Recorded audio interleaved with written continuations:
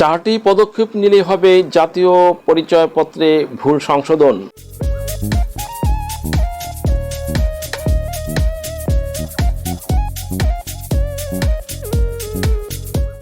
সুপ্রিয় দর্শক মণ্ডলী, আসসালামু আলাইকুম। দেশে এবং দেশের বাহিরে যে যেখান থেকে শুনছেন, আশা করি ভালো আছেন, সুস্থ আছেন, নিরাপদে আছেন। আমি অ্যাডভোকেট মোহাম্মদ বেলায়েত হোসেন।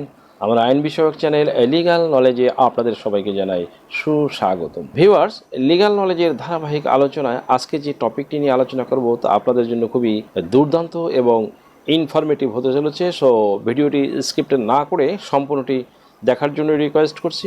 আরও রিকোয়েস্ট করছি, চ্যানেলে যারা নতুন, চ্যানেলটি লাইক, শেয়ার, কমেন্টস এবং সাবস্ক্রাইব করে পাশে থাকা বেল আইকনটি প্রেস করে দিন, যাতে পরবর্তী ভিডিওর নোটিফিকেশনটি খুব সহজেই পেয়ে যান।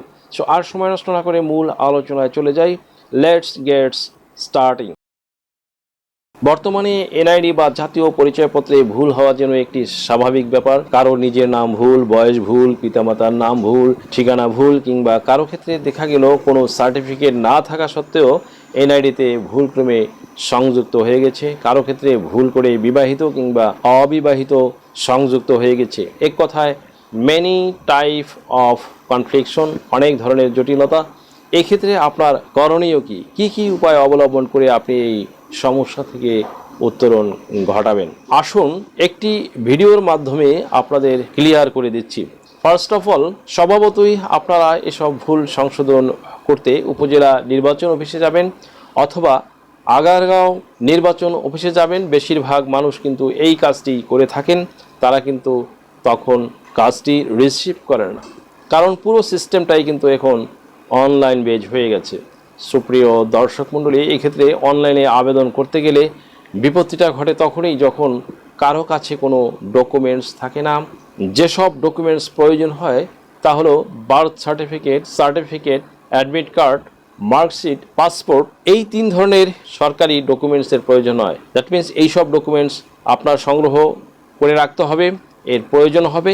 কিন্তু যাদের এগুলোর কোনো একটি ডকুমেন্টসও নাই, কিংবা যারা পড়াশোনা করেননি বা যাদের কোনো শিক্ষাগত যোগ্যতার সার্টিফিকেট নেই, তারা কিভাবে আবেদন করবেন? এই ক্ষেত্রে মাত্র 4টি পদ্ধতি অবলম্বন করে কাগজপত্র ছাড়া জাতীয় পরিচয়পত্র সংশোধন করে নিতে পারবেন। কোন সেই গুরুত্বপূর্ণ 4টি পদ্ধতি, আসুন পর্যায়ক্রমে আপনাদের সামনে আলোচনা করছি। আসুন জেনে নেওয়া যাক। নাম্বার 1, প্রথমেই আপনাকে যেতে হবে বাংলাদেশ বার কাউন্সিলের সনদপ্রাপ্ত একজন বিজ্ঞ আইনজীবীর কাছে। তিনি আপনার সমস্যাটি দেখবেন এবং শুনবেন এবং সেই মোতাবেক একটি হলফনামা বা এফিডেভিট করে দেবেন। এটি করতে হবে 100 টাকা করে 3টি স্ট্যাম্পের উপরে। এখানে আপনার বিদ্যমান বা বর্তমান ভুলগুলো থাকবেন একদিকে এবং চাহিত সংশোধনী থাকবে অন্য পাশে। এভাবেই তৈরি করবেন একটি হলফনামা বা অ্যাফিডেভিট, অথবা এটি নোটারি করে ম্যাজিস্ট্রেট মহোদয়কে দিয়ে সিল স্বাক্ষর করে নিতে হবে। হয়ে গেল আপনার প্রথম ডকুমেন্টসটি। এরপরে দ্বিতীয় ডকুমেন্টসটা হলো কমিশনার বা ইউনিয়ন চেয়ারম্যানের কাছে যাবেন আপনার এলাকার, এবং তাকে গিয়ে সব খুলে দেশ ও বিদেশ থেকে যে কোনো ধরনের হলফনামা, এফিডেভিট নিতে চান, কাবিননামা, নিকানামা যে কোনো ভাষায় অনুবাদ করে বিভিন্ন মন্ত্রণালয়, ইসলামিক ফাউন্ডেশন থেকে সত্যায়িত করে নিতে চান, শিক্ষা সনদ বা অন্য যে কোনো ধরনের ডকুমেন্ট শিক্ষা বোর্ড, শিক্ষা মন্ত্রণালয় থেকে সত্যায়িত করে নিতে চান, ধর্ম পরিবর্তন করে কোর্ট ম্যারেজ করতে চান, কুরিয়ার, ইমেইল, হোয়াটসঅ্যাপ, ইমো, মেসেঞ্জারিতে ডেলিভারি নিতে পারবেন। তাছাড়াও সরাসরি এসেও নিতে পারবেন। Mobile number 01724583880। বলবেন যে আপনার একটি চারিত্রিক সনদপত্র বা নাগরিক সনদপত্র প্রয়োজন, কিংবা আপনি নিজেও তৈরি করে নিয়ে কমিশনার বা ইউনিয়ন চেয়ারম্যানের অফিসে গিয়ে বলতে পারেন যে আপনার নিজের নাম ভুল, বয়স ভুল, পিতামাতার নাম ভুল, ঠিকানা ভুল। এক কথায় আপনার যা যা ভুল আছে সেটা সঠিক করার জন্য সেখানে আপনি কিন্তু আপনার সঠিক নামটি লিখবেন। তারা তখন আপনাকে কমিশনার বা চেয়ারম্যানের প্যাডে বা লেটার হেড প্যাডে তার কমিশনারের বা চেয়ারম্যানের সহকারী এটি প্রিন্ট দিয়ে সিল স্বাক্ষর দিবেন। হয়ে গেল আপনার দ্বিতীয় ডকুমেন্টস। এরপরে 3 নম্বর ডকুমেন্টসটি হলো একইভাবে একই পদ্ধতিতে একই জায়গা থেকে কমিশনার বা ইউনিয়ন চেয়ারম্যানকে গিয়ে বলবেন যে, বা তার সহকারীকে গিয়ে বলবেন যে আমার একটি প্রত্যয়নপত্র প্রয়োজন, কিংবা আপনি নিজেও তৈরি করে নিয়ে কমিশনার বা ইউনিয়ন চেয়ারম্যানের অফিসে গিয়ে বলতে পারেন যে তার প্যাডে প্রিন্ট এবং স্বাক্ষর দিতে, কিংবা তাদের অফিসে গিয়ে বললে তারাই আপনাকে করে দিবেন। তাতে লেখা থাকবে যে আপনার সঠিক নাম থাকবে, যেমন উদাহরণস্বরূপ মোহাম্মদ আনোয়ার হোসেন, পিতা সানোয়ার হোসেন, মাতা জামিলা বেগম, ঠিকানা সোয়ানসো, ডাকঘর সোয়ানসো, জেলা সোয়ানসো।